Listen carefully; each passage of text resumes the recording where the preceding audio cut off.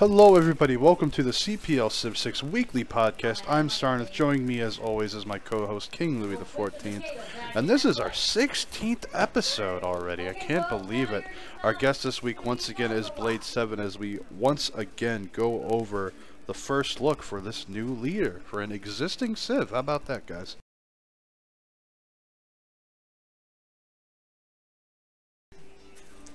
So there wasn't as much of an in-depth stream this week as there was in previous weeks since it wasn't a brand new Civ, just a new leader. Canucks gotta be like throwing parties and shit over there up in Canada right now because it's India for one. He loves India and he actually can play it aggressively for once.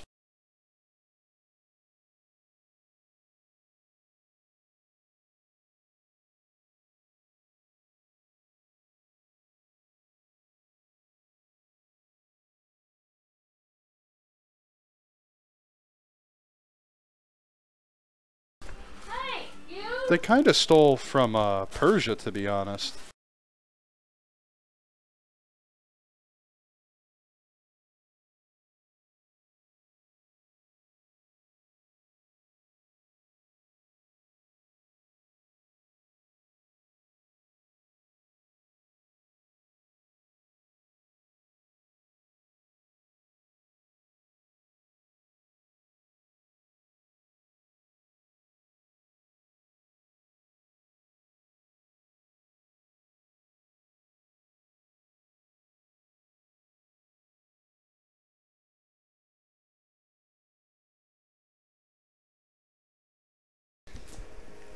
No.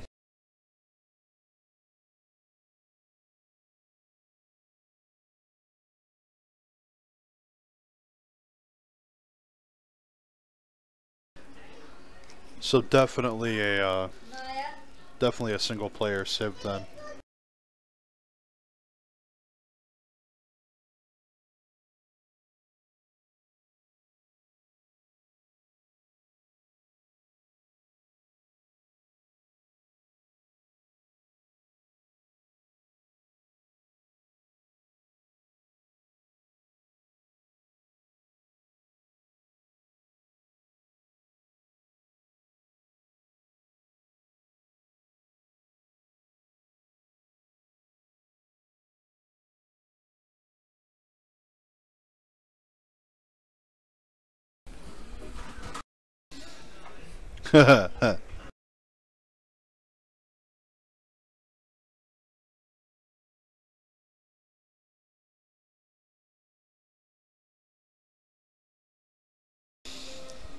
Well, I mean, I'm kind of glad that India is getting some attention and love in this because they're really underutilized, I think. Although I agree that the double war weariness penalties and such, those are the big kickers for India and why you pick them.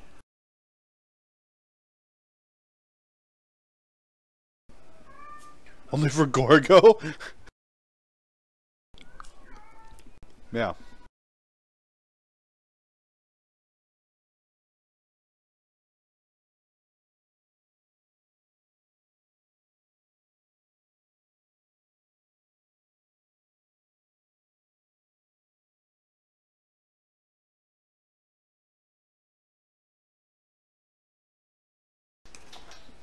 No.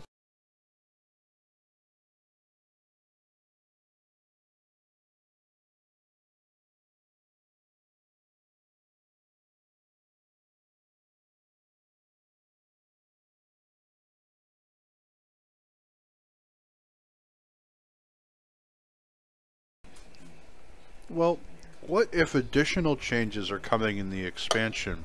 And who knows, we could see some more tweaking as time goes on. We have no idea.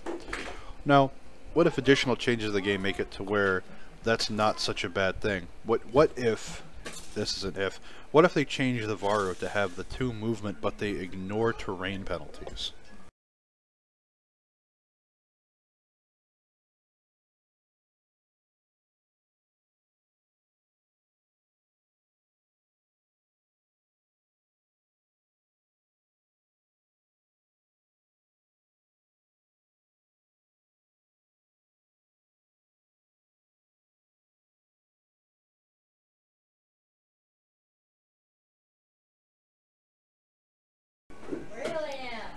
So, I mean, that would be the game changer right there, because if the Varu ignore the terrain penalties, they'll move essentially like cavalry class units over hills when they're involved. And Blade, you need to turn your volume up because nobody can hear you.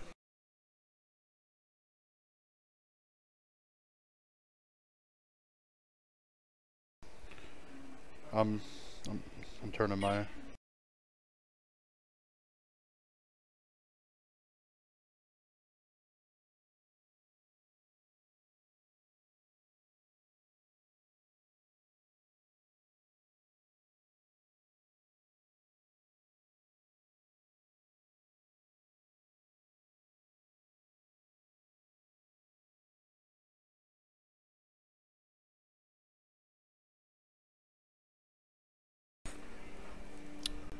Hey guys, we're gonna break off of here. We're gonna get into Discord. Apparently Skype isn't recording properly into the OBS, so everyone thinks I'm a weirdo talking to myself.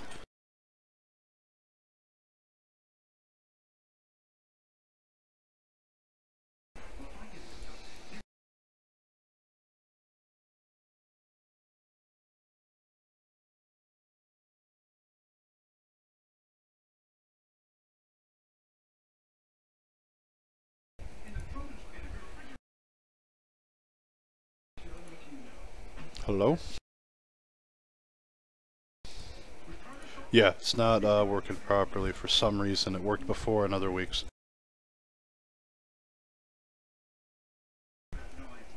It's just really weird that there would all of a sudden be an issue with that. So let's continue right where we left off. We have this leader here who could, in single player, will just start trouncing on everybody because the AI isn't going to forcibly declare on you unless you have a weak military. And this really promotes very early combat aggression with this Civ.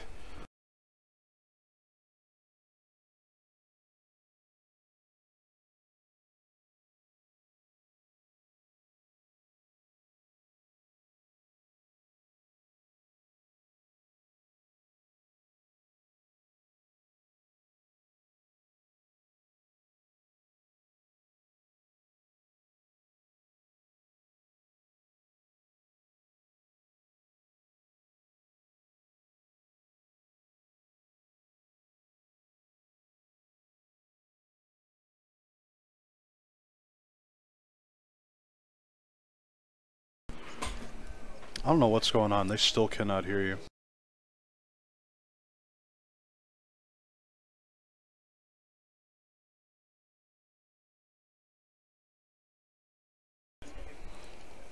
No, not you. They're not hearing you guys on the stream. This is really weird. Maybe it's OBS? Hold on. Yeah, it is. It's displaying it on the drive. Hold on, I'm gonna restart this. Alright, how about now? Can you guys hear me? I can hear you guys. How about On now? the stream though, it was just you. I just put that way restarted. I've always been able to hear you guys.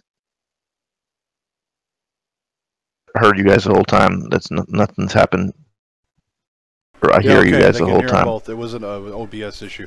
I apologize to all of our viewers out there that this issue happened. We very rarely have technical issues. Alright, now we gotta restart all the topics since no one could hear us for half of the thing. Which isn't a big deal, we weren't that far in. So anyway, back to the beginning. We have this new leader coming in, who is a counterpart to Gandhi to promote more aggressive play. And in turn, instead of just doing, you know, where you're a more passive play with Gandhi, with the war weariness, you can apply that kind of pressure to people as they war you or you war them. This leader wants the territorial expansion Civ6 belly, which you will never get in multiplayer, because you're going to denounce someone and they're just going to declare war on you. They're not going to let you get it. Yeah, on the multiplayer side, because in order to get this casus belli, or any casus belli except a joint war, you have to denounce somebody, wait 5 turns, and then use your casus belli.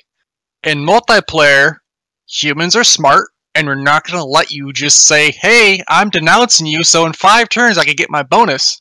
This is exactly like Persia. Yeah, it's exactly like Persia, but at least with Persia, it's between who clicks first on declaring a war. Because a joint war, a surprise war, counts for Persia's bonus. He doesn't have to wait for Casus Belli.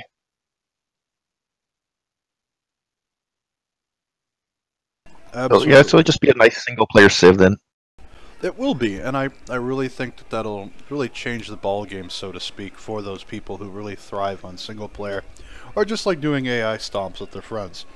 And there's absolutely nothing wrong with that. I'm glad they're trying to appeal to multiple sides of the player base. I would like to see more information put out about the various changes coming in the expansion. Firaxis is very well known in terms of making changes and not being fully open about them. That's why we had some modders leave the community. We've touched on that in previous weeks.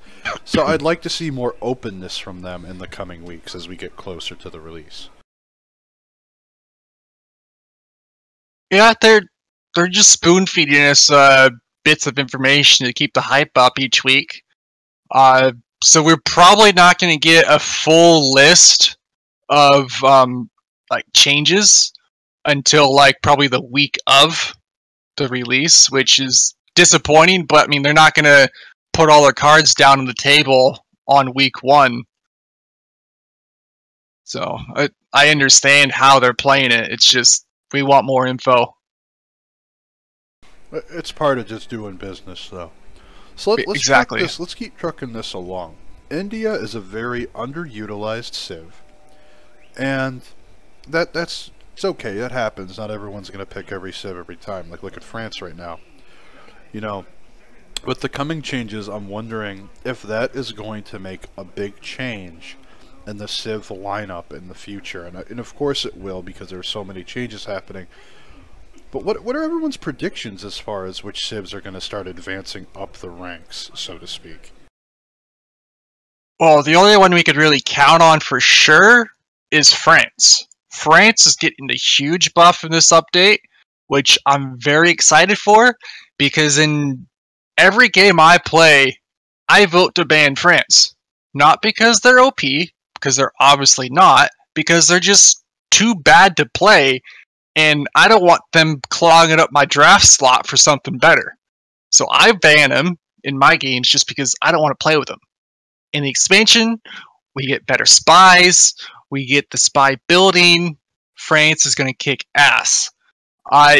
As far as other Civs advancing, it's purely speculation from this point because we don't know exactly what core changes are coming to each Civ based around the new updates coming.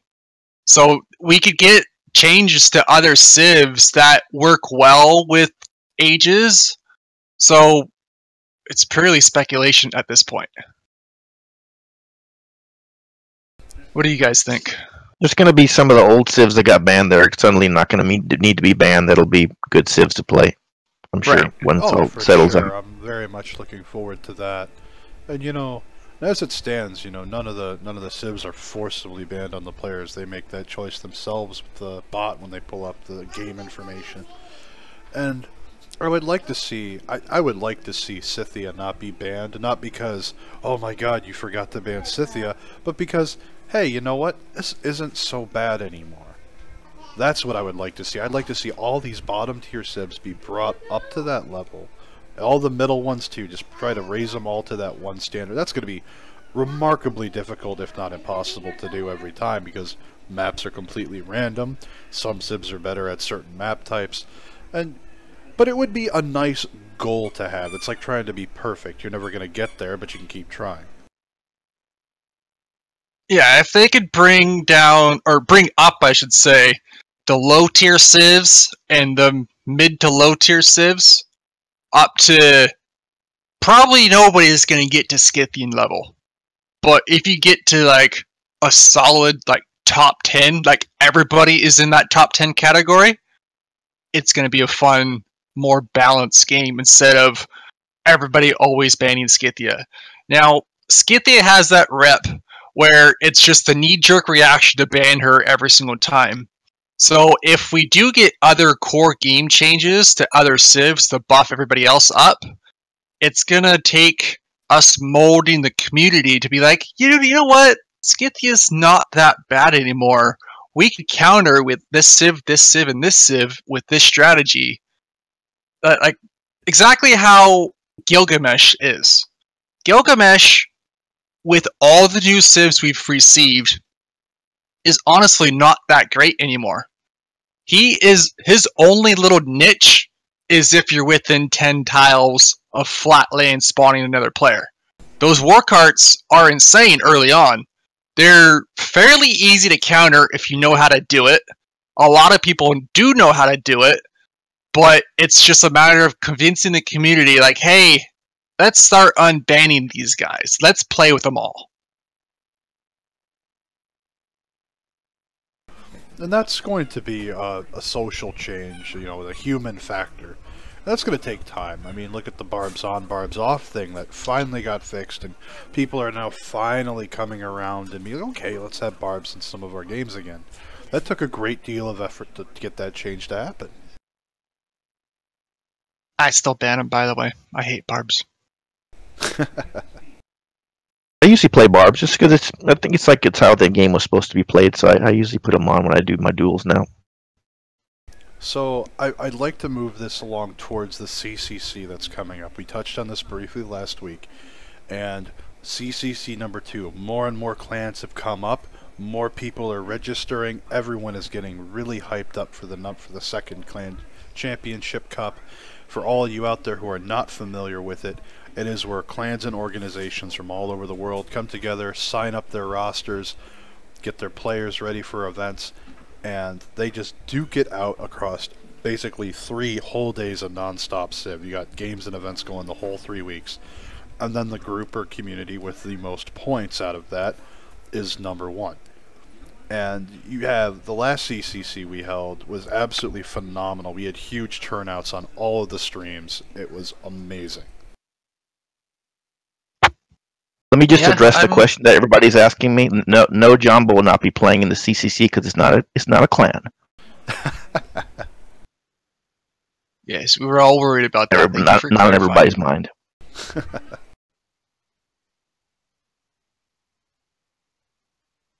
So you were scared to say something.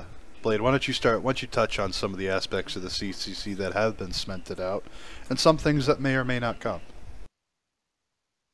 What are you talking about as far as like the events? The events, the game types and designs that we'll be seeing in the second CCC. Alright, so we currently have 6 events lined up. We have the Iron Man FFA. This is a no concede, fight till you win a victory type, or fight until you lose your very last civ. Or city, I mean. Then we also there's going to be 1 game of that played, and it's going to last, I'm going to say probably 5 hours at least, just to get through the whole game. Then we're going to have an FFA type game, but instead of doing a draft for everybody, we're going to do a random draft. All players are going to be playing the same civ. So it comes down to who plays this one civ the best. From there, we're doing a duel event. We're going to have, I think, 5 people per clan, or 4 people. I think, 4 people per clan competing in duels. I'm hoping each person does 2 duels apiece, so that's a total of 8 duels. And then you'll be playing essentially each clan twice. And then we're doing a 3v3 and a 4v4 for teamers. And a 2v2. So we got those 3 team games, and then we have 2 FFAs and a duel event. I do want to take this moment to welcome another guest onto the podcast from Sunzi LDG 1985. Welcome. Thank you very much. I got this microphone a few days ago, and I'm happy to have it. Sorry if my voice sounds a bit broken down. I've had a bad cough the last few days. Okay, what's up, Dr. Jones?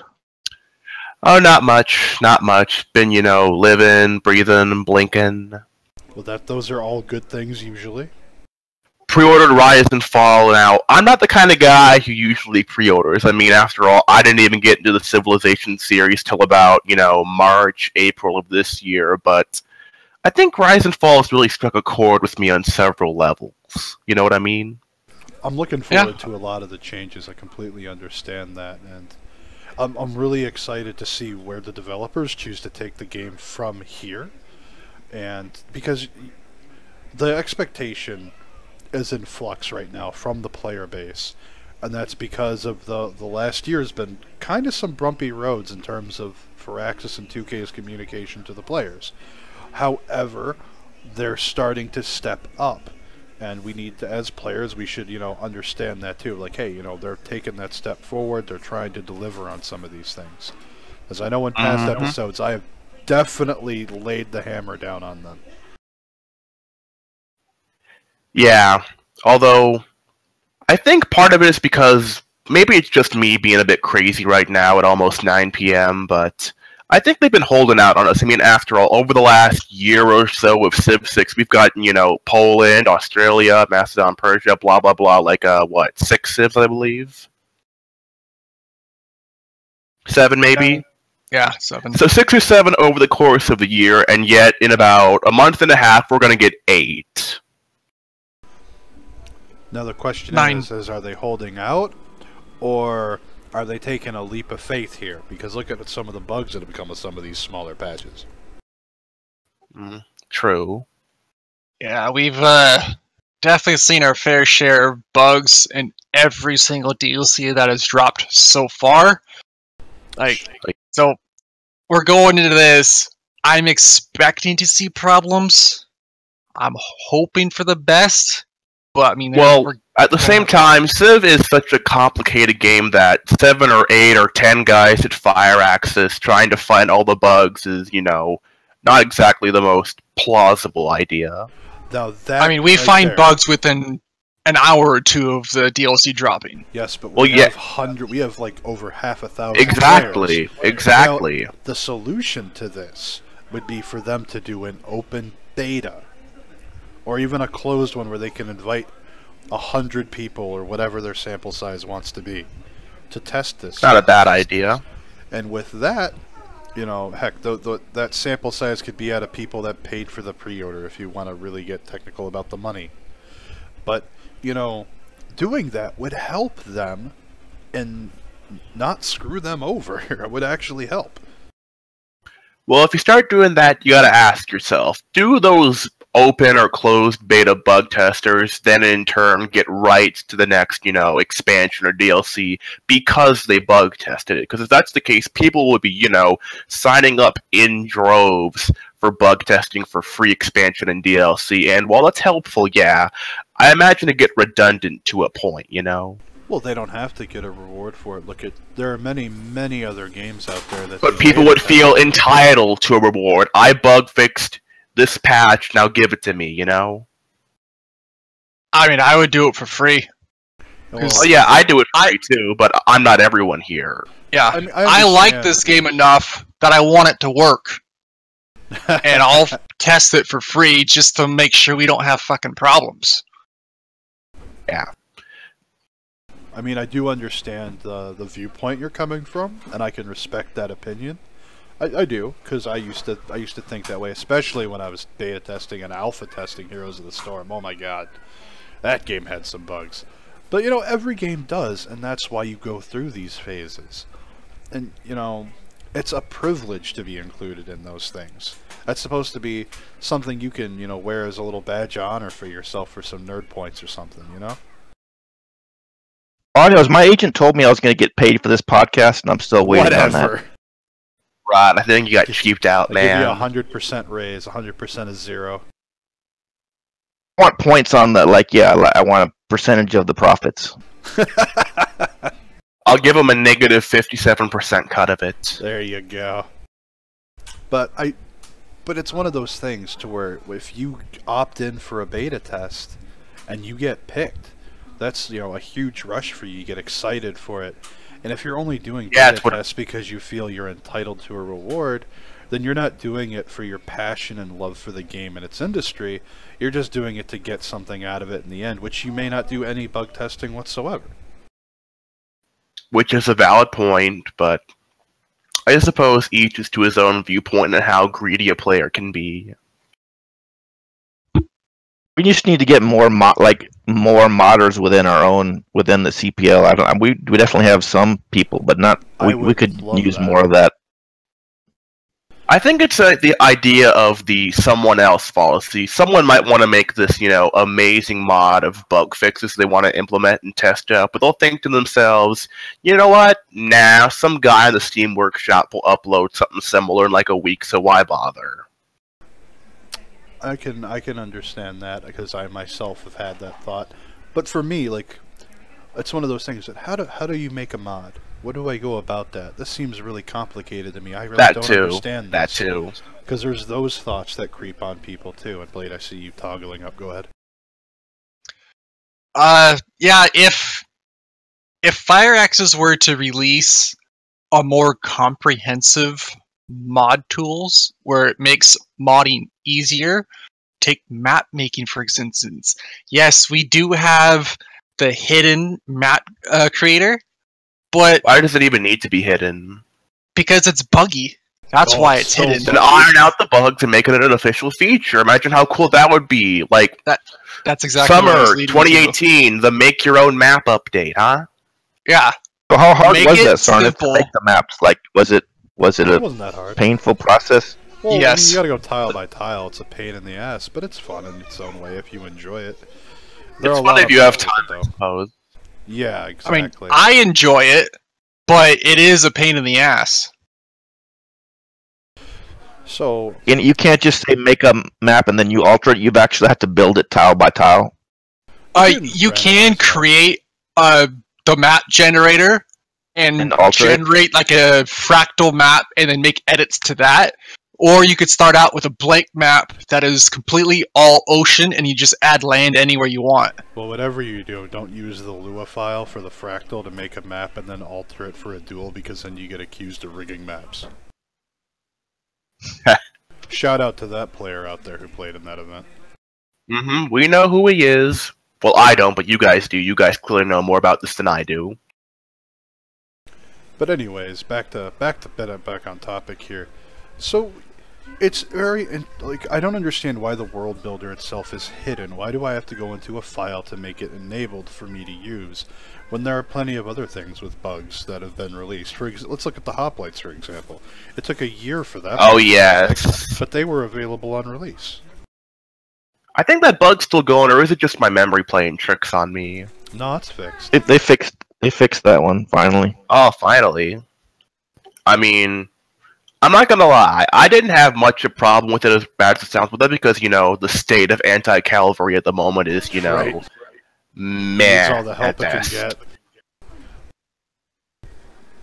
I don't get it. The thing is, ranged units have a production card, melee units have a production card, support units, air units, cavalry units have a production card. Every unit, sans supporting siege units, have a production card, but anti-cavalry does not have a production card. Why? I think they might be changing that, because they did. They clearly have split. some faith in anti-cavalry, adding the new pike and shot coming soon. Right, and they did list in Oligarchy that it specifically adds the +4 combat to melee and well, they didn't change anything. They didn't change anything. They just made it specific. Yes, they changed the wording to it. Which is a big deal, so, because anti-cavalry didn't get the bonus beforehand. They didn't? I thought they did. The hot bug is a feature, thanks chat. They made a much more powerful early anti-cavalry. You think that would that would make Scythia not as bannable if they just did that, or that still wouldn't fix them? The big issue isn't just Scythia. Yeah, I think adding a... Go ahead. Oh, go ahead. He was going on some tangent about Scythia. It's fine. Well, the big thing is, this is being looked at in the player panel too, and it's actually being looked at under quite the microscope here with the horsemen and the state of cavalry right now, and how strong horsemen are in the early game. And something someone think brought so. up was very interesting as a counter-argument is, how can you for sure say that horsemen are always the problem when there are so many other factors in play? The starts, the terrain, the features, the bonus resources. There's just so much else going on at hand there that you can't blame just the horsemen. I think a problem is that Civ, at least the three most basic units of any army, melee, anti-cav, cav, are kind of, ideally built in a rock, paper, scissors format. Melee beats anti-cav, anti-cav beats cav, cav beats melee. But when you start throwing in, light cavalry, heavy cavalry, ranged units, siege units, support units, flying units, naval units, it gets like, rock, paper, scissors, mouse die, wallpaper, lamppost, Rock, paper, scissors, something Spock. That's what they do on the Big Bang Theory. Lizard. Oh, lizard, yeah. Rock, I'd be paper, pretty scissors, lizard, excited to Spock. see someone get hit upside the head with a lamppost, though. That would be fun. It'll be nerfed in the next patch. It'll grow weakness to the bird. Easy fix on a mod, right? Just to change the value of the spearmen. Yes, That's it's like a- the expanded warfare and more units mods that you find on the Steam Workshop, and they increase anti-cab strength against heavy cavalry to 15. No, it's to 10, and then against 15. light cavalry is 15. No, It's 15 I and think 20. that's a bit of a... I don't think necessarily the problem is that spearmen or anti-calv or whatever are necessarily too weak against cavalry, because that's not the problem. Anti-calv can hold up to cavalry quite well if you have, good fortifications and hill defenses and whatnot, but the problem is that just, you have the production cards that let you pump out so much cavalry it doesn't matter, you'll run them over anyways, and anti-cavalry doesn't get that. That is a fair point, but don't spearmen, correct me if I'm wrong, require quite a bit more production for what they offer? Yeah, why not Yes. just lower the base production of spearmen? Or all anti-cavalry, for that matter. What does the mod do? The more units, it takes it from a 10 to a 15? Against No, heavy the cav. more units mod makes anti-cav for heavy cav gets an automatic plus 15. For light cav, it is a plus 20. So you can basically, ha- your spearman runs that horse down to the ground. Yeah. And I think that's a bit overkill if you ask me, but I suppose some people have differing opinions. We don't have much other than like me and Sarnath and me playing it, so I don't think we remember- have much experience with more units, right? You've played it some, and I've played it some Sarnath against you, but I don't think we have much experience overall in the league with people playing it yet. The league is still in that mentality of vanilla, vanilla, vanilla, and that's okay. There's nothing wrong with just wanting to play the vanilla game. But if you want to sit there and make all these complaints about the cavalry meta, well, you can't be against making some changes then.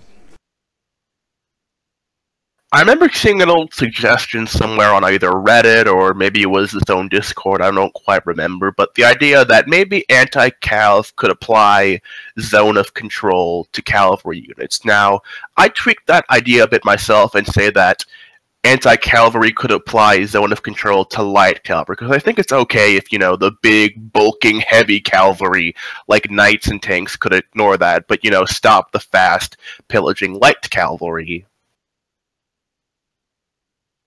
And that's an easy fix too, right? Is that is more complicated to add a No, zone of control to that's- unit? It sounds pretty easy. I'd like to see that. I'd like to see heavy cavalry units receive a movement penalty. I'd like to see a chariot get buffed, because the heavy chariot as it is right now is just sad. Even sadder than spearmen. With online speed, though, you just blow right through that, making it impractical to use, because you get swords real quick, you get horses real quick. The chariot on online speed is only useful to upgrade to knights. Or for Only envoy bullet for. bonuses. Yeah. Yeah. But I have no idea how complicated it would be to add zone of control to units. See, I don't know much about modding. I've done map making and I've dabbled in that a lot. But when it comes to modding and changing the game itself, I'm incredibly ignorant there. I think it's because the rate of new units for each class comes out irregularly. I mean, like right now, we get an anti-cavalry unit in the ancient era. Then 2 eras later, we get a new one, and then we got to suffer that for 2 more eras. Eventually, you have pikemen fighting cavalry in the industrial era. And at that point, you're just gonna lose. That's where the pike and shot comes into play. We need more duels. Nothing shows whether something is broken that better than a duel. I would say. It's kind of hard to explain in words what I'm trying to talk about here, but just look at light cavalry. We have the horsemen in the classical era, and that's going to last for at least 2.5, if not 3 eras till cavalry guns come in. Meanwhile, the heavy cavalry starts off with the useless heavy chariot, then the overpowering knight, and then just snowballs on from there in irregular patterns. I think every class of unit should get a new unit type either in every era or every other era. This way they come at regular intervals all together. This way, let's say on the ancient classical, right, you can pretty much bundle those together because it's just so tight and so quick there at that point, where you have the horse, the spear, the sword, the heavy chariot. And then, when you hit the medieval era, you have the crossbow for ranged, you have the knight for heavy cav, you have nothing for light cavalry, there should be something there. You should have a unit, you have the pikemen for anti-cav, but you have nothing for melee. Oh. It should be Fair. all or nothing.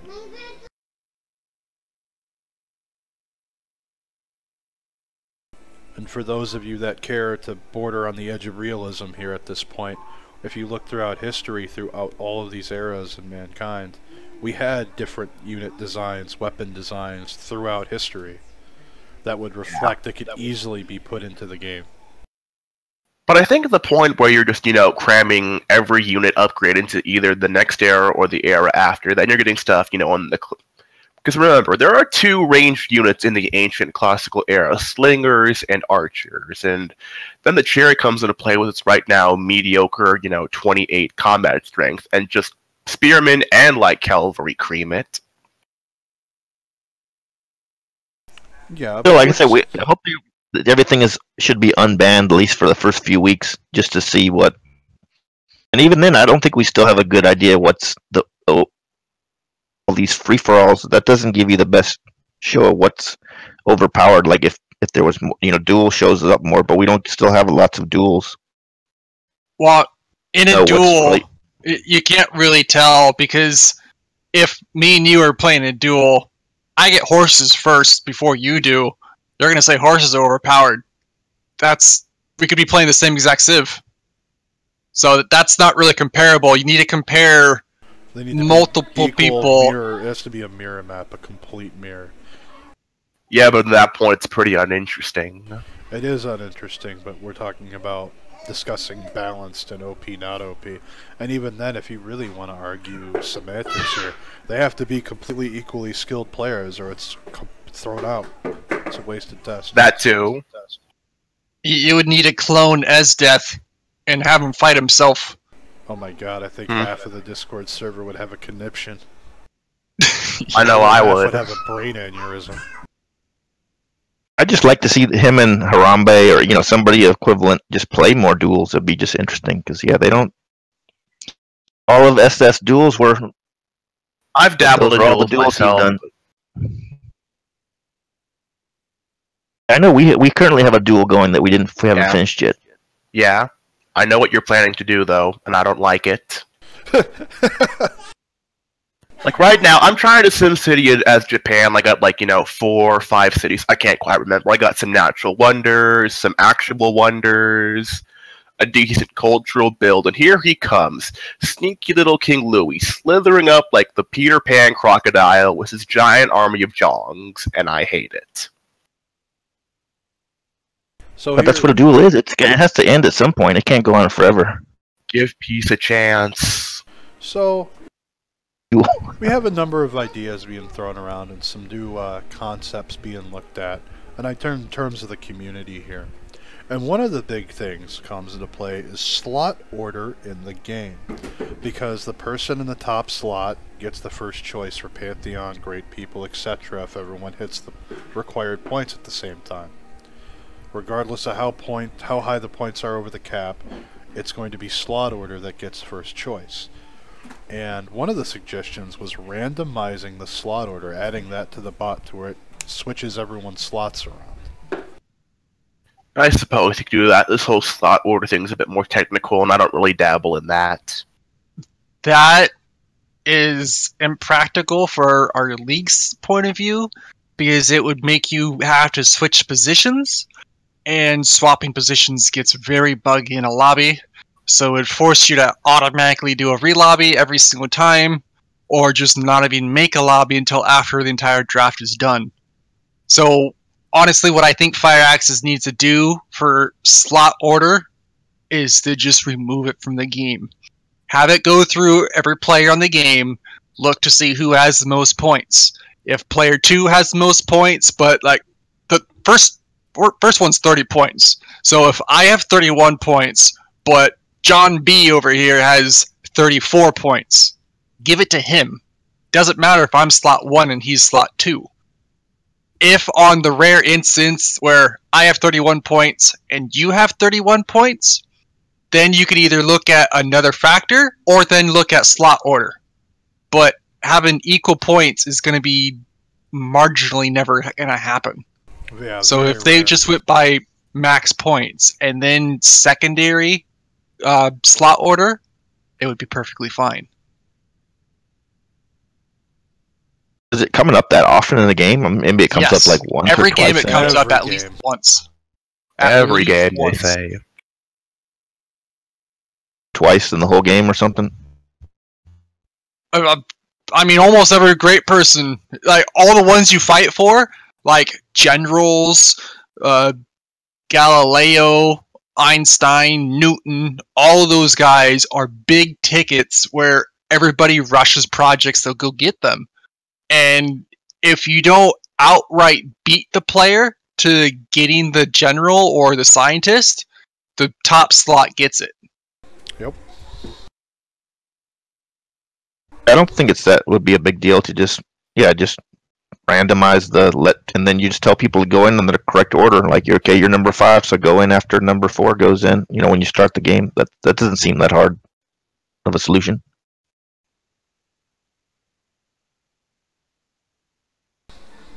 I'll be so much more right when there's a problem. You just start it up again. Well, if people are going to complain about it, this is the only possible solution at hand at the moment. Exactly. Well, if you're going to complain about it, you got to go along with the potential fix, unless you got a better idea in mind, you know? Right. Exactly, as Chris put out in chat here. It will slow lobbies down, and that's already an issue in and of itself with some of the error joining multiplayer session, or people disconnecting turn 0. That still happens from time to time. Just getting people to vote takes 20 minutes sometimes. Yeah, well, we are in an international community. There is a language barrier. That and all the things you gotta vote on. Well, people wanted to be able to vote on all these options, so it was made available.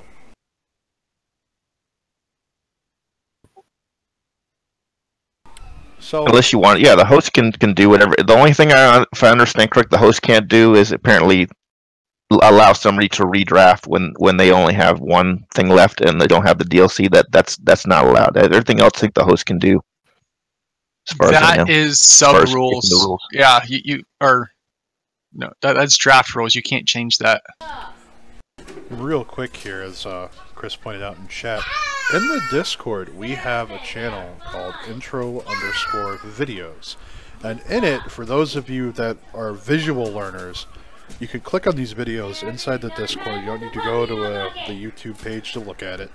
You can watch it right there in the Discord. It walks you through step by step how to do all sorts of stuff, from registering with the Civ Players Leagues, deleting folders and files when you need to do that between re-lobbies, and all sorts of other great information. I highly recommend you go look at it. It's very useful, very helpful. It's helped a ton of people, because we have tons of new players joining every day from all over the world.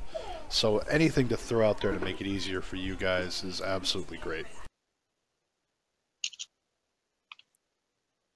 This is the last show of the new year. Is there are we going back and looking back at how how much we've changed as individuals in the 5 years since we've been doing this show? Okay, it's not 5 years, but 16 episodes. Yeah, we could do that. We could do a looking back, Louis. We should look back at what changed. Like, I wasn't actually in the Discord until August, but I think were you in the beginning of the year? One of you guys was in January. Yeah. Later in the year, Sarnath, or were you already in before the New Year? I walked away for a break for a little while. In Blade, February? Something like that, yeah. About in February, I took a break, and then I came back in June, I believe, maybe July. She's being a cranky butt. Okay. My puppy is being a cranky butt, I've been informed. But, I mean, looking back from the first episode to now, the quality is vastly improved. We moved from Twitch to YouTube Live because it uses up less data on people's phones, and a lot of our viewers watch on mobile plans, so that was a great thing we were able to do for them. I mean, we're on Discord right now because Skype was acting up, but Skype was a big quality improvement as well that we switched to. We get a lot more viewers over here on YouTube than we ever did on Twitch, so that was a phenomenal change for us.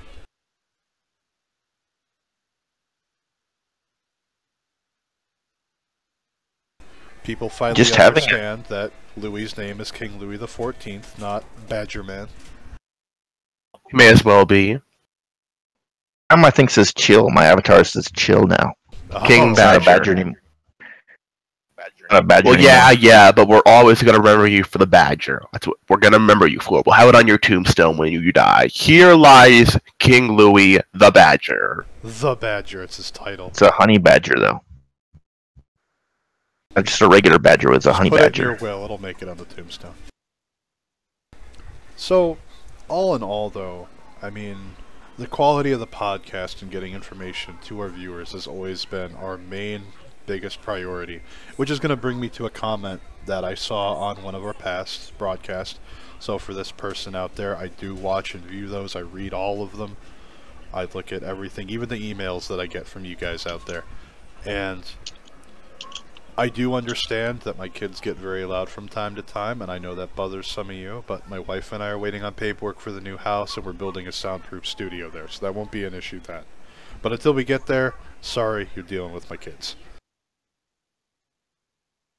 I'm disappointed at the lack of groupies that we're getting from this podcast, but maybe that could always change. Yeah, I'm a bit overdue for a few myself. Yeah, you need to get 5, 6 would be nice.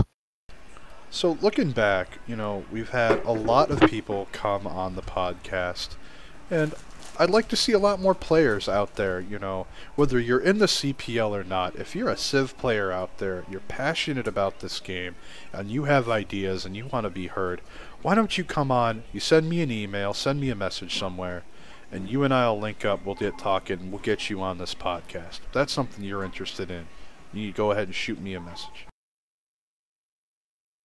We have had a number of our top players on in the community, at least a few of them. Oh, we have.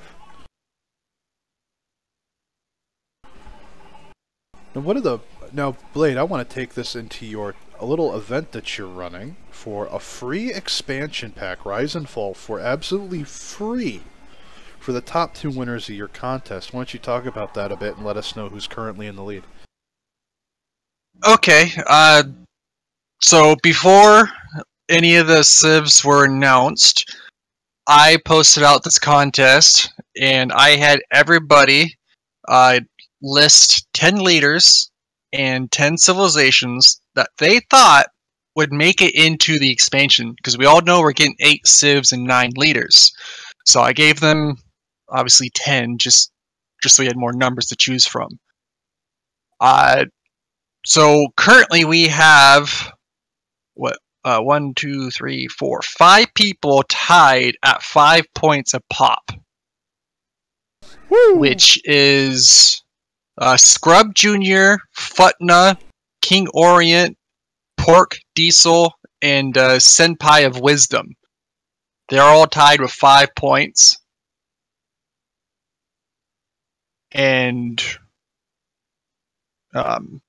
so we got another 5 civs coming out, which is a total possibility of 10 more points. So we'll see who wins the contest. It's anybody's game. Like, even these guys down here at 0 points, if all of a sudden they get the next 5 right, they could hop up and take the lead. So just because those guys are in the lead, it doesn't matter.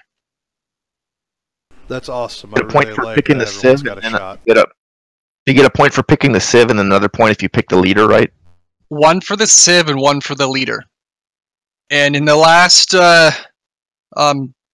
one where we got the new Indian leader, only one person guessed India for a duplicate leader, so he got 1 point. He obviously did not pick the right Civ or right leader, but so he only gets 1 point instead of 2. Oh, Well, I think awesome. I think it's because the big buzz until that leak a few days ago was that the alternate leader would be Isabella II of Spain, and that was kind of, the popular theory brewing around. Because it was somewhat leaked, but it obviously wasn't. Well, it's been leaked for over a year now. Where is she? I'm waiting. And didn't happen exactly. She's happening right next to your building queue order. Mm-hmm. It did add an American Indian civilization, right? They're going to add the Korea, I believe, if that leak is true. If it's true. I mean, it was true for India, so maybe. Isn't one of the new ones that? Isn't one of the new ones they've already announced an American Indian Civ, or no? No, they have not announced it officially. I'd like to see maybe the Iroquois, the Blackfoot, maybe trying to think of some more Native American tribes. My wife's probably glaring daggers at me because she's Native American. I don't know this. Navajo? Cherokee, that's another one. But I'd like to see more Native American tribes come out there. Maybe some more civilizations like the Mayans make a return. We have the Aztecs, why not them? Yeah, that would be good.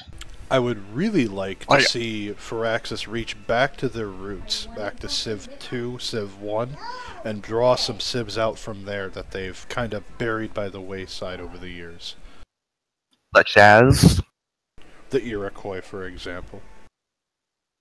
They are one of the Civs in Civ 2. Like, I would like to see, even the second expansion doing a whole slew of, native...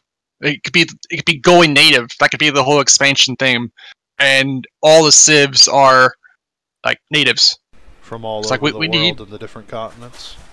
Yeah, a whole bunch of indigenous people. I would really like to see that. That'd be really neat. It'd be really nice to touch back to some people's roots out there that are, related to these various tribes, cultures, whatever they called themselves at the time.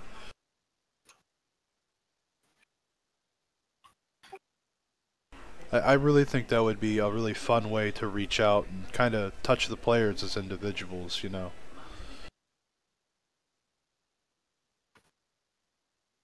What about what new features do you still think could wind up in this first expansion? Ooh, that's a good one. That's entire speculation, though. Features-wise, I think they basically covered everything. Does a revamp of the information era count as a new mechanic? Because I think it really should.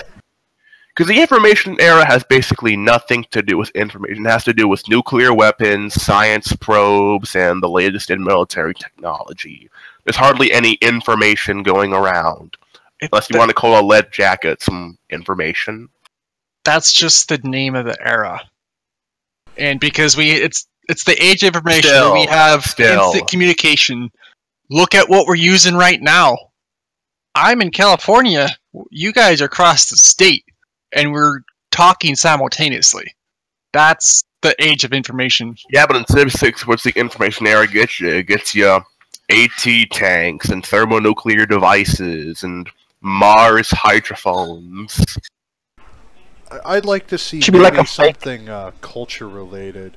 You could just tie it to culture because it'd be the easiest way to integrate it into the game. Make the internet a wonder again if you want, even. That would be neat, the World Wide Web or something. You know, there's About the fake news wonder, Yeah. it actually like reduces your culture. Your culture starts going down if you build the fake news wonder.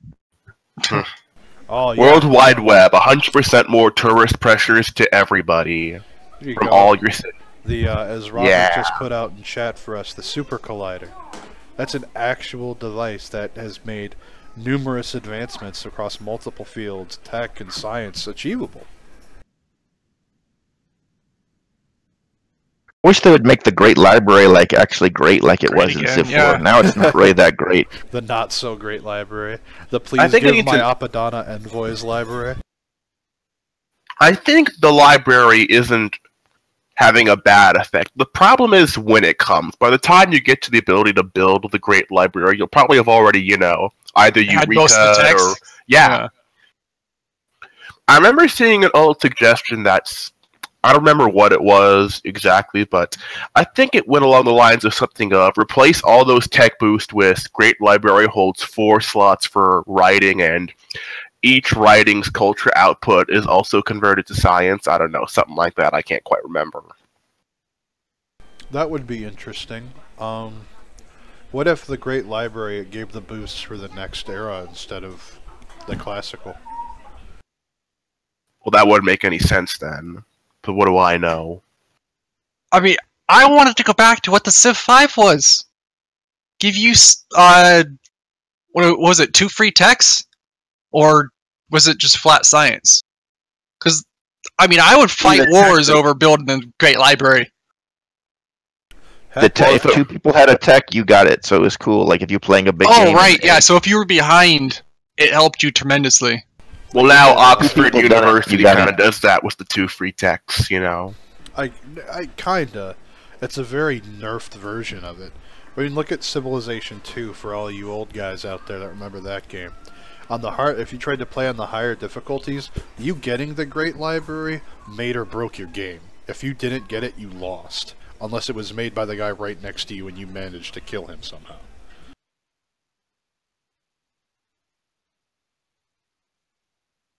Civ 2 actually had some multiplayer. I don't know how many people actually No, played it it was single online, player but it did back have it Oh yeah, towards the end, that's right. once or twice. Even Civ original had multiplayer. It was called CivNet, but I don't know how many people actually got that. Hopefully no one. Oh, I'm sure Canucks waiting to rattle our bones for that one. Mm-hmm. Before there was much, before the internet really hit, the masses. This was like because it came out in '91, so this was it was not the big multiplayer. Yeah, back when Sid Meier's was actually developing these games, just didn't have his name slapped on it like a logo. Yeah. And I agree with another thing that Robert put in the chat.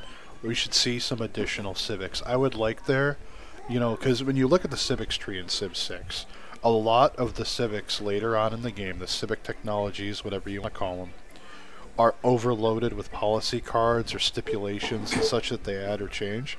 I'd like to see more civics put into the tree and just divide up those choices a bit more. Could you name an example exactly? Let me pull up the tree and I will.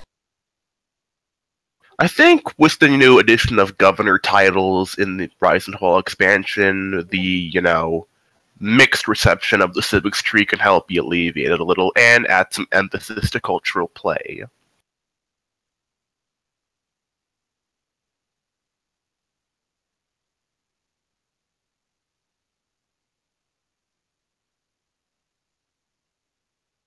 Alright, so as it stands now, each of the eras have about 6 to 8 civics each. Yep. Give or take. As we go further down the tree, these civics should become much more impactful for what they are, and we should require more overall civics to progress to the next era. And by So you're that, saying I'm there's- meaning each era should be more meaningful to your civilization. For example, coming out from the medieval era to the Renaissance era, that's in history a point where culture thrived and was absolutely phenomenal for that point in time. So And that's kind of what the new Dark Age, Golden Age, Heroic Age era score is going to start doing with your dedications and all that. Right. Yes, but So I'm I'm looking more excited at for that. I'm more at spreading the civic tree, making it more expansive for what it is. Because when you look at the tree, you can pretty much, for the tech tree as well, you can pretty much call it a 4x game. Because you got 4 main points of pathing here, usually. Now, sometimes only 3. If you look at the tech tree, most players will say there's only 2 choices. You have the cavalry path or the research lab and AT crew path. But when you look at it, why not expand these trees a little bit up and down instead of just left to right? Well, at the same time, you don't want the tech tree to become, or the civic tree to become too bloated where it takes, 25 techs, 25 civics, everything from toilet paper to glass cleaner to advance through one era. Well, yeah. There's some middle ground to be reached there, I'm sure. The exact number can be up for debate forever, but the point is why not expand it up and down a little bit instead of making it so far left to right? And yeah, again, Robert here, there's only 2 civics in the information age. Time for it. Does Golden and the Heroic Ages help you get culture more? Is that one of the factors when you get it? Is it? I think if you make the right dedication. If you make the right yeah. Dedications and all that. There's one that gives you a culture surge. Isn't there gives one you like that more acts culture like generation? Meritocracy? Yes. There is one that acts like meritocracy. Good ways to make culture in the game, it seems like, other than those, building monuments, and if you have a culture CS, building those other, sometimes I kind of get lost at what I can do to pump up my culture. When you compare your culture per turn to your research per turn, science per turn, it can seem really demoralizing to yourself when you see how much lower it is in most cases. But you require less culture in total to get a civic than you do most technologies, and that's something players need to remember as well. Because it's not like, correct me if I'm wrong here, guys, but I keep comparing this game to Masters of Orion when they're completely different games, but there are some similar concepts. In Masters of Orion, the technologies, it shows you the total amount of science, they use research points, required to get that tech. There's nothing like that in Civ6 on either tree, the civic or the tech tree. Why not show us exactly how much science or culture we need for that said civic, instead of showing us, oh, we'll have this in 3 turns. Oh darn, it'll be 4 turns because I low rolled the civic per turn or whatever. I think they ought to do that. If you hover your cursor above a civic or tech, it'll show you exactly how much science or culture you need to unlock it. That's the UI mod. Well, I don't have a UI mod, and it does that for me already. Yeah, you have to look in the tree, you can see, but he's saying he wants to just have it like... Look in the tree, yes, it'll tell you how much science it is, yes. Yeah. I just think it would be really nice to have that readily available, like just in plain sight, not I have to hover over it and look for it when I got, 30 units to move for war and I got to worry about being first move, but I got to put my tech set up, I got to do this, that, and the other.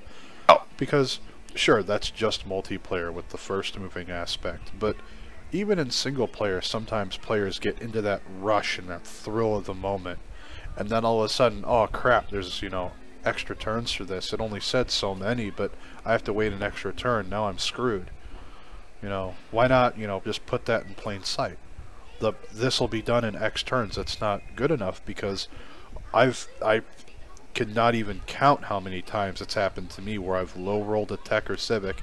I say low roll because it's just shy of it, and that's what we call it in war moves, but I'm just short of having that tech or civic at a key and pivotal moment. Yeah, I do that where I'm like, okay, I'm halfway on it, realizing it's off by a smidgen, and then have to realize, oh, I didn't get it this turn, I have to wait one more turn.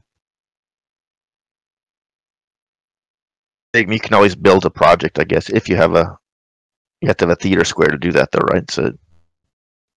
Mm-hmm. We are seeing more people make theater districts, though, than we ever have before, and actually use them successfully, which is fantastic. Because before, everyone's like, a theater district? The hell am I going to make this for? And I think with the addition of the governor titles and the governor system, that will only, amplify the increased building of theater squares, which I'm quite the fan of. Yeah, it's still so hard to do a culture of victory. It's like it seems like it's almost impossible, at least in like a duel, unless you just sit there and you've won the game and you just hold I think off it's for it. because your culture and tourism output has to be higher than everyone else in the game, no matter how many people there are, and that just makes it exponentially harder the more and more opponents you have. Right. Or it's not just. Go ahead. I think there needs to be dynamic scaling with how much tourism output you need,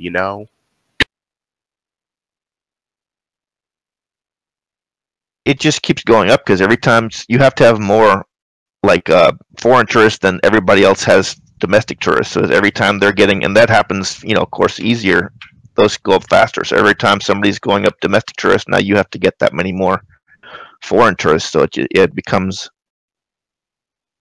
just keep upping it a little bit. It gets exponentially worse the longer the game goes. It's if you guys do a quick Google for getting a civic or a culture victory on Deity, there's a Reddit post where a guy talks about what his wife does on Deity, and she's gotten a culture victory on every single civ on the list on Deity against multiple AI. And it's possible to do, but as he points out, I don't know which of them's typing it, but anyway, if the game goes into the modern, like past the 1600 year mark, AI hits nukes and your butt's toast. So there is a hard time limit on stuff like that where you have to break down and just start killing people if you're not going to make it. So you have to really have your strategy finite and really worked out on what you want to do turn to turn to make the most of your time, because you're on a time limit. Or I'm sorry, not just nukes, but they get the space race at 1600 now. That too. It does make you get faster, right? Isn't that the mechanic of how fast you get new tiles? Isn't that pretty much the culture? How much culture generating? Yes. Yeah, more culture you have, the faster you expand. It's why Rome's so good at being expansionist. Other than that, it doesn't feel like there's some big benefit you're getting to piling up all this. Like there's not some immediate like little juicy boost you get for having tons of. Other than you get to move through the tree faster. Getting those policy cards is incredibly impactful, though, Louis. It can do so much for your economy to get those civics out much earlier than your opponents, and it should not be underrated. And hey, speaking of policy cards, how about those Dark Age policies and their big, big benefit but big drawback aspect to them? I love that. The more I look at them, the more I'm looking forward to it. Yep, same here. I just wonder if you think it's gonna have much effect in a duel, these new mechanics, or you have to play on a bigger map to see it? We'll have to play and wait and see. I think it'll hit home regardless of your game type, because even if you're in a duel, you're going to swing to Dark, Heroic, or Golden Ages throughout the game, regardless of what game type you're playing. So it's going to hit every player all over the world when they hit this expansion, and it's going to shake things up a lot. I am really looking forward to it. It's probably the thing that's not going to... It's the emergencies. I don't know if that'll really work on duels. But we'll have to see. Nah, emergencies. Well, I wouldn't. But let's know the fault of the system itself. It's more the fault of having only 2 people. But although, speaking of Dark Age policies, I remember seeing a little developer comment that sometimes some of the playtesters for Rise and Fall would intentionally go to a Dark Age to get some powerful policies from those Dark Age policy cards to narrow in on a very specific strategy, flourish in that for a while, minimize drawbacks, and then enter a Heroic Age the next era. Yeah, that probably... We have to find out exactly what it is, but you could zigzag by drop into a dark, slingshotting to heroic, drop into a dark, slingshotting to a heroic. We don't know if that's going to be a better play style than just trying to do golden, normal, golden, normal, golden, normal. But even better, though, for that is when you come to a Dark Age into a Heroic, it gives you the Golden Age benefit. It gives you 3. It's so beautiful. 3. Like without going dark first, so I like Oh. that too. The thing is, as you know, get these golden ages, it gets harder and harder to chain them together. Not just, gold, heroic, gold, heroic. The more golden ages you get, the exponentially higher and higher requirements you'll need to get golden ages again. Yep. And so I think your little theory about zigzagging between golden and normal is going to fall apart at a certain point. Probably, I'd say, industrial era, maybe. It just depends. We have to look and see what each player tries to do, because I'm sure there's going to be numerous ways for players to really maximize on that. I'm calling it right now. One of the new DLC civs will have a civ ability that gives them double era score in all situations. I just know it. I think we're going to see, just as Robert again pointed out, you need to plan your golden and heroic ages. We're going to see some amazing timing attacks being paired up with hitting these certain ages, whether it's a golden or heroic, depending on what you're doing, or a dark age, because there's a card there that benefits your combat strength as well.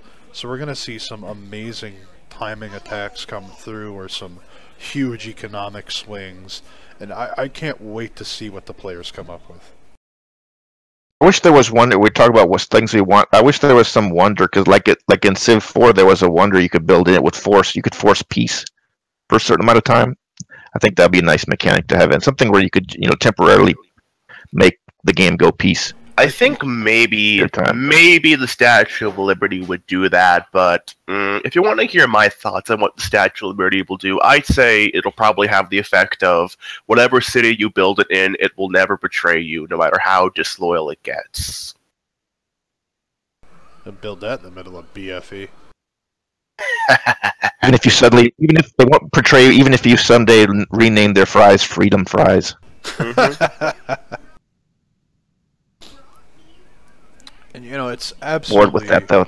It's phenomenal how, because even now with the Cav meta being a big thing, we still see players constantly coming up with new strategies, attacks, and plans and stuff like that, based on the randomness of the map and their terrain.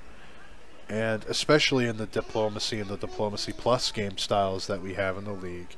Not as much in Always War because you can't talk to people, but, every game is different. Something's always changing in these games. And sure, cavalry are the unit choice of the day. They're the flavor of the game right now. But even now, and even months ago, players were still choosing to try and rush AT crews if they had the land to support that.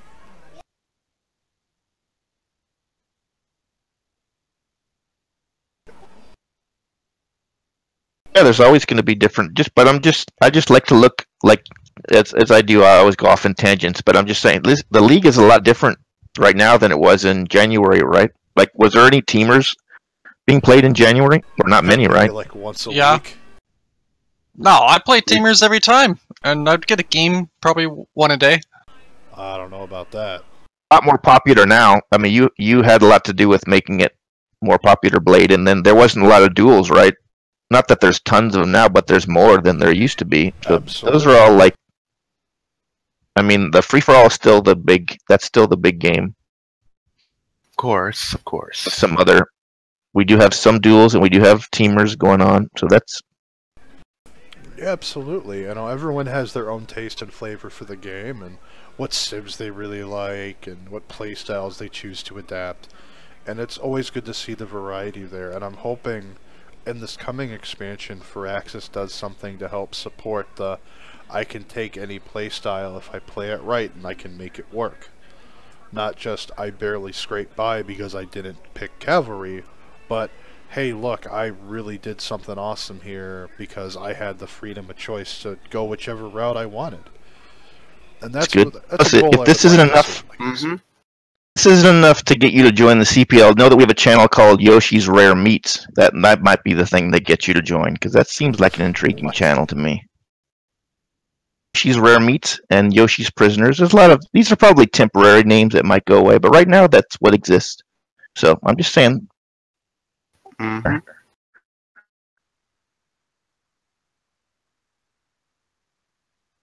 That, but it's okay. It's there though if people want it. Mm-hmm. So, once again, I am seeing brought up, people want to try and make some sort of tier list because they don't like seeing Spain in their draft. They don't like seeing France. They don't like seeing... Oh, I love seeing those two. I love those Civs. I don't see what other Like- people don't see in them. People are very There's, picky when it comes to I'm their against- drafts. I think you're on that page with me. I think, but we talked about that, and I think people are saying like don't do the tiers, or at least that seems to be the prevailing. Do it right. It's very I simply don't It's- see what it accomplishes. You're not going to get I two think- people agreeing to the same list. That's going to be the problem. I think it's So- because tiers really, how should I put it?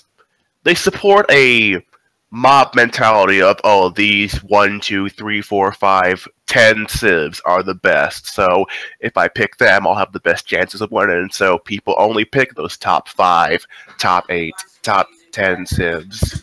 And I think that, you know, if you get it in your draft, you play it. And if you don't like it, tough.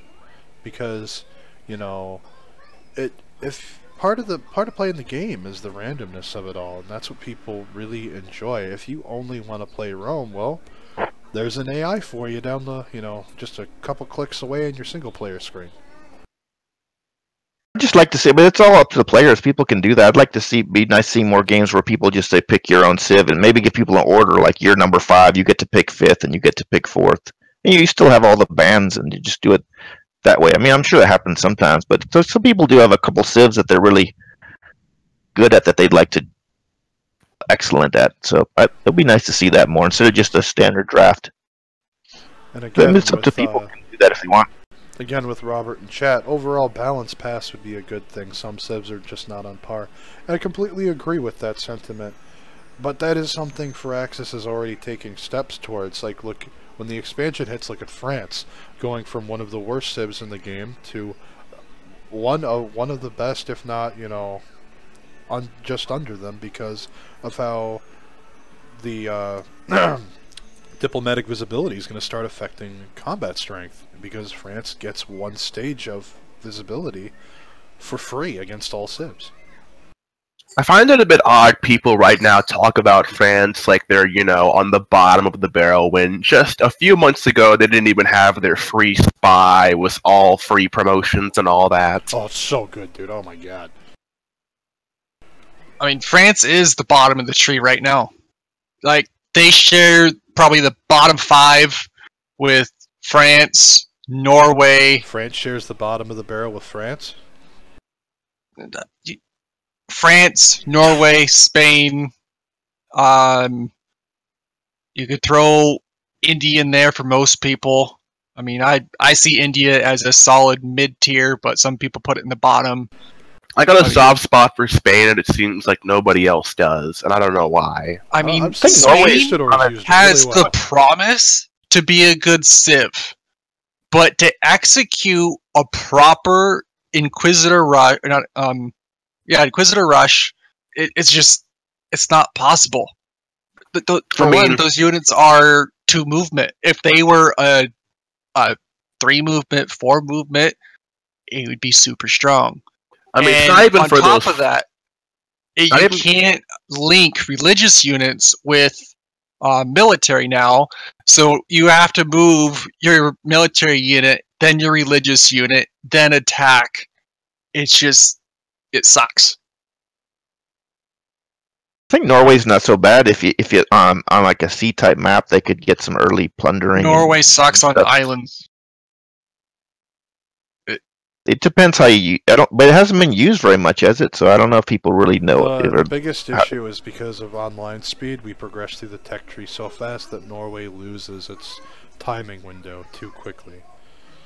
On standard speed on an island map, yes, Norway would be very good. They'd have a lot more time to utilize the longboat to just completely wreck everyone's galleys that they try to send out.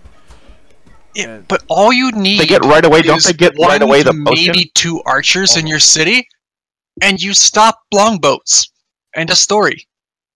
Yeah, this is true. Access right away. Right They away, as soon as they get get it shipped. when, yeah, shipbuilding, which is with the quadrime. if that's that could be a big and they can mean, steal those little huts on with the boats. That's Yes, what's cool. that is the pillage ability on those units are awesome, but they lose their timing window super early. Another issue is just how the design of naval combat in Civ6. Ranged units in naval combat are brutal, absolutely brutal. Because it's like you're basically comparing it to, let's give field cannons, let's say, I don't know, 8 movement, 6 to 8 movement, depending on what wonders you got built, and give them and have them range 2, which they already have. So let's give field cannon 6 to 8 movement and call all the terrain flat. That's your comparison, and it's completely destructive. You win or lose that game based on first moves alone. Yeah, even with the big change to how the AI handles Navy and other naval assets as of late, I really think that naval combat and just naval gameplay in general needs to be looked at. What if every turn the winds changed, going north or south or left or right, cost more or less movement points depending on where the wind was? I mean, that would only really apply for, like, say, frigates and under. It would be... Yeah, with steam power, that wouldn't matter anymore. Well, yeah, but, the idea in theory of, adding some terrain modifiers because the sea is, flat, the ocean is flat. I see what you're saying. Maybe spots of rough weather and stuff like that. I personally, I'd like to see frigates nerfed hard. They're way too powerful as is. Every island game ends at frigates. Like... I mean, yes, it ends in frigates if you don't counter frigates. Even then, I mean, they're just too strong for what they are. Do they even get played that much? Does the sea element even that much in most free for alls? It is. If there's in a fractal map that has good water or an islands map, frigates are king. I'm saying, but most people play free for alls. They don't use. I love naval power. I love even air power. So I mean, I'm saying in most free for alls, don't people just play Pangea maps? Isn't that the default that most people play? Mm-hmm. For whatever reason, people love those. It's between Pangea and fractal, I would say. I know love for continents map though. I never understood that. If the continents for team games, I would like continents, with the exception of having one team spawn on one side and the other team spawn on the other side. Like, I had, what was it, last night, a fractal map that turned into 2 separate continents. It was a 3v3. Me and my partner were on one continent. We had 6 city-states to ourselves, while our third teammate was on the other continent with the entire team getting 3v1'd.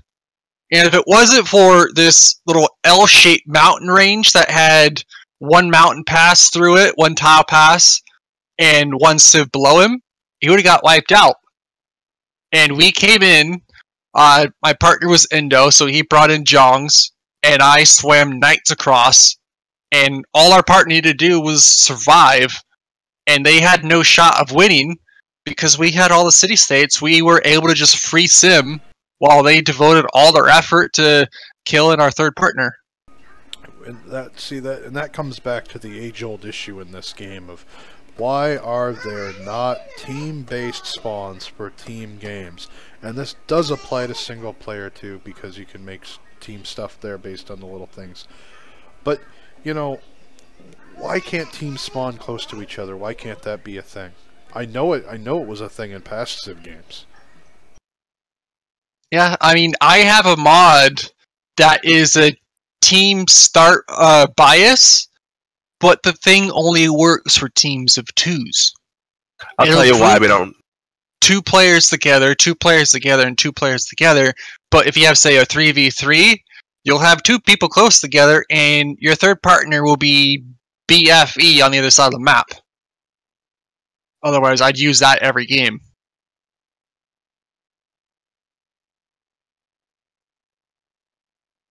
You were saying something, LDG?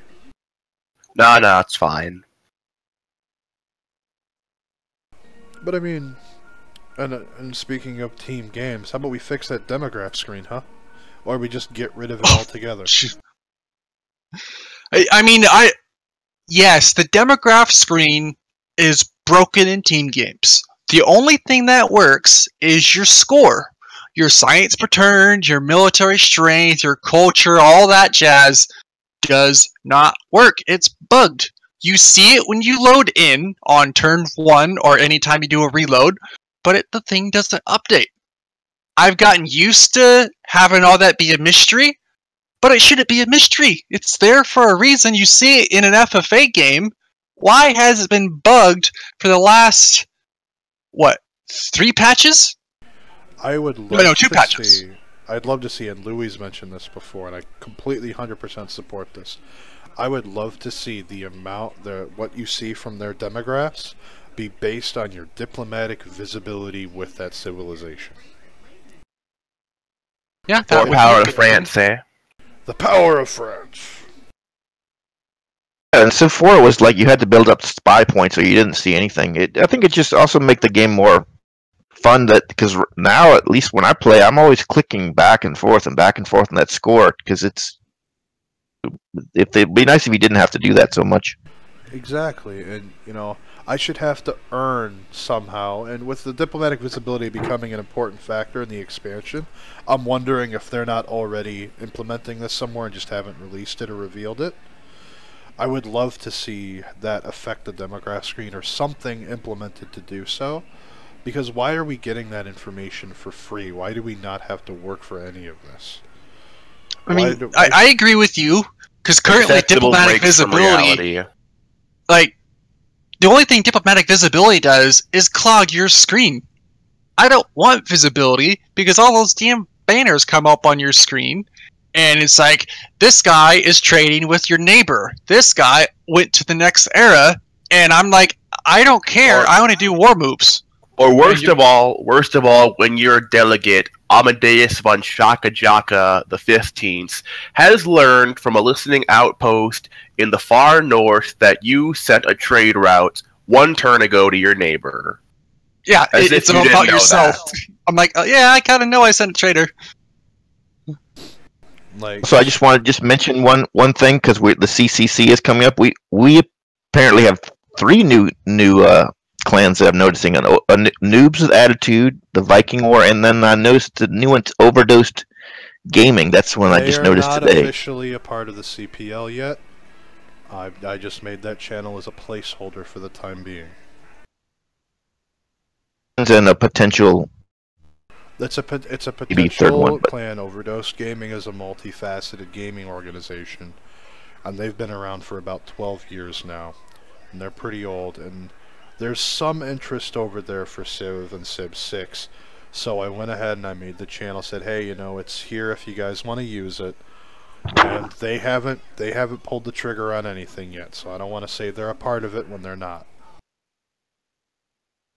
We do have the Viking War and the Noobs with Attitude. Those are 2 brand spanking new ones. That's awesome.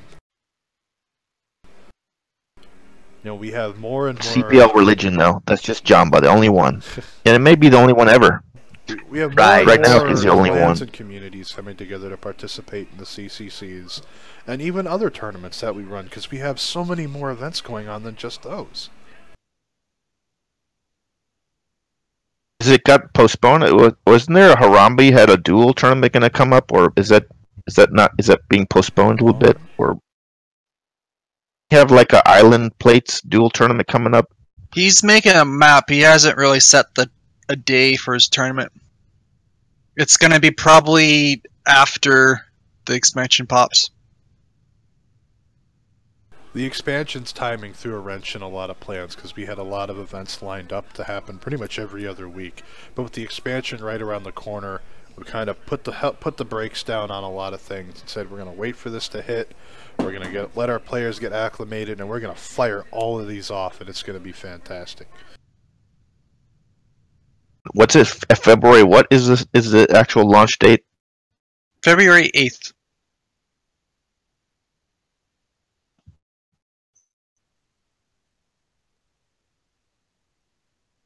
Expansion. I think it's really adding in a lot of Civ 4 features that I thought were very good. flipping cities and golden ages. Absolutely. We are sort of getting that back with the whole new loyalty system, which I find a very, very welcome addition to Euroleague. Pardon me. Strike the balance between the tall and the wide, you know? I doubt it's going to do much for tall versus wide. Tall is just not a thing in Civ 6. You still need districts. I cannot tell you you're wrong more. We had a game not that long ago where Harambe won a free-for-all, an 8-man free-for-all on 5 cities, because he built tall. And with the addition of governors, loyalty systems, government plazas, and all that, I think that will, you know, help tall become more competitively viable with wide. I mean, in my book, like tall in Civ 5 was 3, max of 4 cities. 5 cities, it's kind of like the in-between between the two. But, I mean, 5 Make a new cities term for it. We'll call it stout empires. How about that? Stout. Because Civ 4 definitely was tall cities were definitely a thing. I think the determining factor for how this will impact tall versus wide is going to be how harsh are the loyalty penalties going to be on these extra cities. And players are going to have to figure out, what's my cutoff mark here based on how many amenities I have? And that's where they're going to have to figure out where the line in the sand is drawn. I know we're not going to see as many wide empires where it's 15 cities. I think we're going to see people come way back down, maybe to 8, maybe 9 at most. Yeah, So I really like it's going to that, be like a happy medium between the two. I'll definitely agree to that. I would say 5 is minimum, 10 is like the very max. All depends on your layout and how close you are to your neighbors. Play Aztec, build as wide as you like because your amenities are better. Yep. It's very satisfying, at least before, and to build these really tall cities. It's fun to see your city build up to this massive. That was very separate from. Just was a very satisfying thing in Civ 4. Well, another interesting thing from chat, again from Robert. I'd love to see the Forbidden City duplicate its past iterations to allow loyalty duping of your capital, because that's exactly what it used to do. The Forbidden City used to put the loyalty output or whatever it was called back then. Maybe it actually was loyalty. I don't remember, but it was just as strong as your capital for preventing corruption. But yeah, it was like at least in 4, it was like how far it was from your city. So I guess if you plopped that one down, you had like 2 cities. And if you plopped it further down your empire, then at least half your cities wouldn't be super far away from that. At least if that's the mechanic he's talking about. Yes.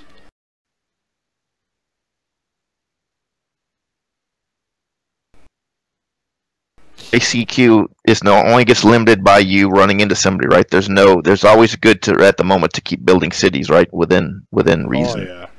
Currently now, yes, you just want to spam cities till you're out of room. Yep, as long as you But have that'll enough be of the nice. military to defend yourself, just keep on trucking. And then someone's like, "Oh, well, you only have 30 science a turn." Yeah, wait till I finish making my campuses in like 3 turns.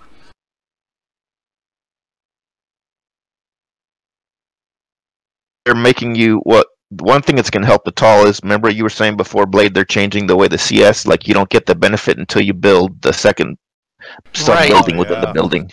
That's going to force you to go a little more tall because now you're more invested into building district buildings instead of just getting the sheer science from like a campus.